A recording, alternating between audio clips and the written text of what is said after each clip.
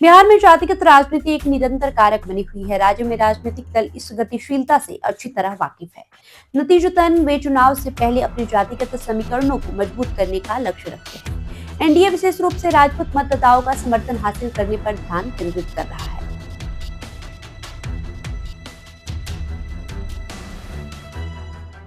Rajput voters कभी NDA के core मतदाताओं में शुमार किए जाते थे, लेकिन लोकसभा चुनाव के दौरान उनसे दूर हो गए। वहीं अब जगदानंद सिंह के राजद के प्रदेश अध्यक्ष पद से हटने की चर्चाओं के बीच एनडीए को एक अवसर दिख रहा है। जगदानंद सिंह के अलावा राजद में कोई प्रमुख राजपूत नेता नहीं बचा है।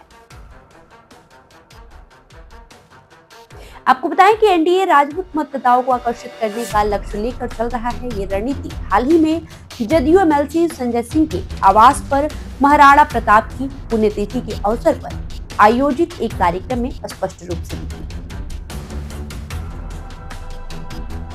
इस बीच भाजपा के मंत्री संतोष सिंह ने महागठबंधन पर राजपूतों को धोखा देने का आरोप लगाया और जगदानंद सिंह को इसमें शामिल होने का न्योता दिया। ये कदम एनडीए द्वारा राजपूत समर्थन को मजबूत करने के प्रयासों को उजागर करते हैं।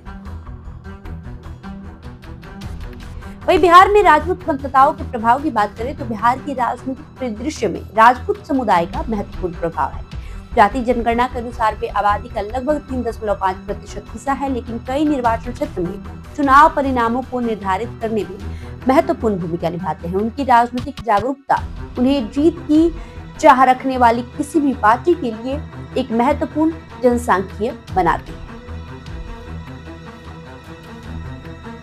पिछले लोकसभा चुनाव के दौरान पवन सिंह को अपनी पसंदीदा सीट से टिकट न मिलने पर राजपूतों में असंतोष पैदा हो गया था। इस असंतोष के कारण एनडीए को काराकाट, बक्सर, आरा और औरंगाबाद जैसी सीटों पर हार का सामना करना पड़ा था। इसे देखते हुए एनडीए भविष्य के चुनाव में ऐसी हार से बचना चाहता है।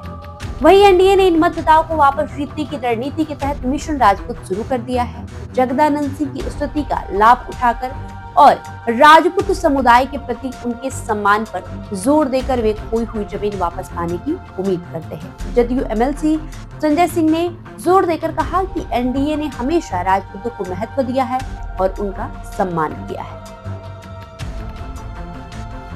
आगामी विधानसभा चुनाव एनडीए के लिए राजपूतों के साथ अपने रिश्ते मजबूत करने का एक और मौका लेकर आ रहा है। पिछली शिकायतों को दूर करके और राजपूत नेताओं के बीच एकजुटता दिखाकर वे एक बार फिर से इस महत्वपूर्ण मतदाता आधार को सुरक्षित करने का लक्ष्य रखते हैं।